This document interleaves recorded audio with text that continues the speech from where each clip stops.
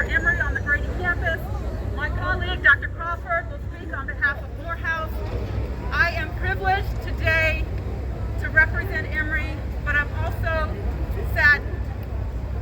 I'm grieving, I'm frustrated, I'm mad, and I'm tired.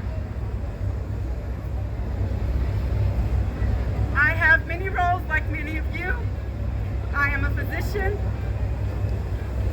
I'm a researcher, I'm a teacher, I'm a leader, but for today I'm a mom. I'm a mom of two black boys, now 18 and 23, and the thought of them crying for me the way that Mr. Floyd did, it breaks my heart, and it makes me understand that this has to stop.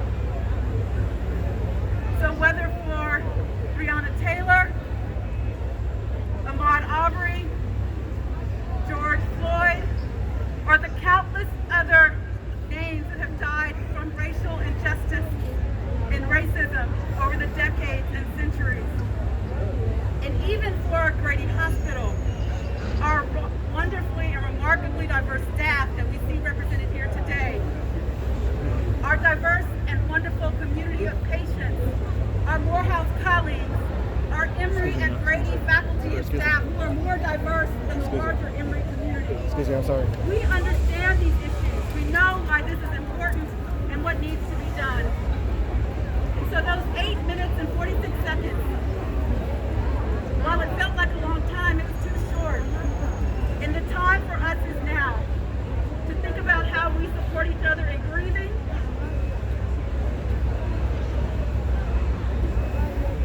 It's all right.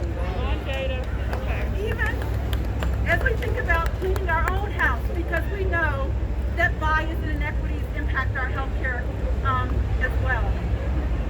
And even how the time to engage leaders and stakeholders and community members to change the structural issues that have impacted the health of our communities.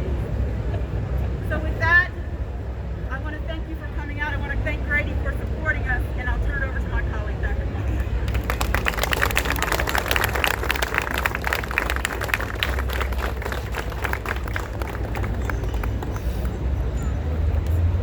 To all of you who are gathered on this wonderful day, I tell all of you that this is a time that we demonstrate that who we are and really who we feel. We join in those across the nation and the world to say unto the world, we will no longer be the same again. Right. We join in on this day that says unto the world that racism must be a thing of the past and cannot continue. And so on this day, yes, we remember George Floyd, but we say unto him, your dying is not in vain.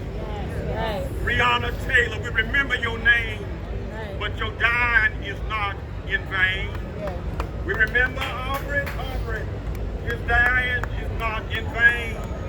And all of those countless other faces who died for some reason as a victim of racism, we say on this day, your dying was not in vain. Yeah. There will be a resurrection. You was crucified, but we believe to be resurrected again in our mind and in our memories. We believe that you'll be resurrected, that the nation will come to a point that will make legislation that makes such behavior illegal. We believe that we are at the cusp of a new day in the world. Your dying was not in vain. And then some say, why are we gathered? We are gathered because we are tired of crying. We are tired of begging. We are saying we are tired, and we are sick and tired of being tired. All right. We want justice, and we want it now. We want the right to feel that we are part of the society without being beat down. I don't want the right to go down the roadway and not feel those who are dressed in blue will see my dark face and began to treat me differently. We want the right to know our young boys who come after us, that they too will experience the justice that America promised to all of its citizens. And so on this day we stand in front and the doorway to a place. This place came into being back in June the 2nd, 1892. They said in Atlanta, Georgia, let's build a hospital to take care of those who do not have resources. And then there was a wonderful thing, but let me remind you, the Grady history has not always been the best history. Even the name Grady, I raise his name and I have to let you know I shiver. And I tremble down in my soul. Grady himself declared that he was a separatist and that he was a supremacist. And then Grady Hospital itself began to grow, but it had an AB wing and it had a CD wing. On the AB wing, they put the whites. On the CD wing, they put the blacks. We continued to grow, but we had our problems. But let me remind you, Grady gives us a good symbol. It says unto all of us, in spite of your dark past, you can rise again. Amen. Because Grady, after all of that, has produced thousands and thousands of men and women to go across the nation and the world to provide health care. In spite of all of that, thousands and thousands of men and women around Atlanta and throughout the nation have received healing right here. So Grady becomes then at its best a symbol of healing of the body and of the mind. At its best, Grady becomes a symbol of healing of the spirit and the soul. It says unto all of us, there can be healing and there must be healing. And so on this day, the question rings across the world. Everybody is at unrest. Everybody is saying, I no longer, and I will be complacent as things are. I no longer will go back to things as they norm the world. We are saying we will not do business as usual. If there's anybody here raising the question saying, there is no problem. If you saying there is no problem, that is the problem. All right. And if unless you face there's a problem, there will never be any solutions. And if there's never any solutions, there will always be chaos. And so yes, we're part of a great institution. Your face is black and white. Your face is male and female. Your face is all stand for one thing. We are here to bring about healing. There will be healing in America. Amen. We are part of a system. Grady Healthcare, proudly to be part of it. I put 28 long years here. Proud to be part of it. You will put time here. But we know our system too must bring forth the change it expects to happen in the world. And so this day we got to speak to Grady. Grady, we want your light to shine. Yes. We want to shine strong. We want to shine long. Grady wants your light to shine. And so I say unto Grady, you got to let your light shine. Your light shine when we give the best care to every patient. Yes. Our light shines when we decide that we will treat the male doctors and the female doctors equally. We got to let our light shine. We let our light shine when Morehouse and Emory are treated the same as this house. We must let our light shine. We must let our light shine for every employee. No woman should be afraid she's going to lose her job at Grady because she has to take time to take care of her children. We got to let our light shine. We got to let our light shine on the floors. No nurse and nobody else in our system should feel that they are at the point of being terminated because they express their God-given feelings. We must let our light shine. We must let our light shine so strong that when people come through the doors, they know they're coming to a place of healing.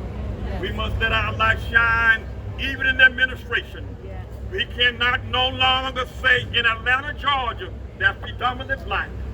We can no longer say in a hospital that take care of predominantly black folks that the administration is predominantly white male. We must let our light shine. We must let our light shine when it comes to contracts. We cannot say unto people, y'all take 5% and we get a 95 to somebody else. We must let our light shine.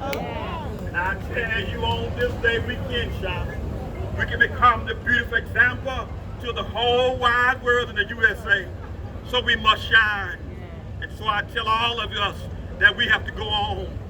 We have to go on in spite of it all. We stand now at a historical crossroads.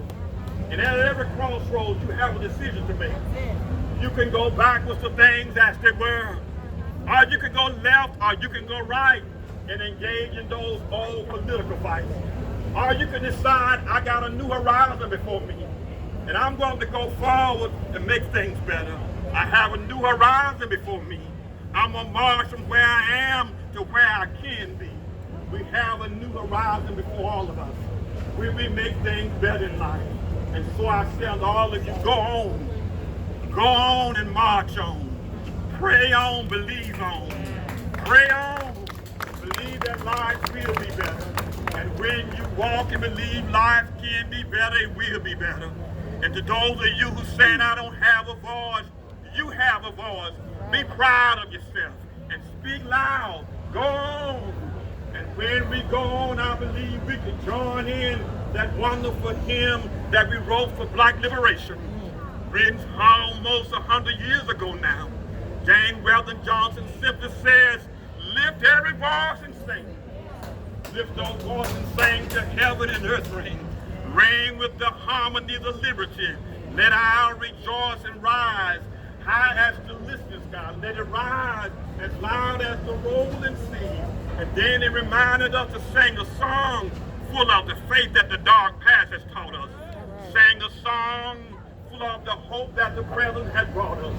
Facing the rising sun of a new day begun, and that day is now. Let us march on until we see victory in the world. God bless you, now God keep you.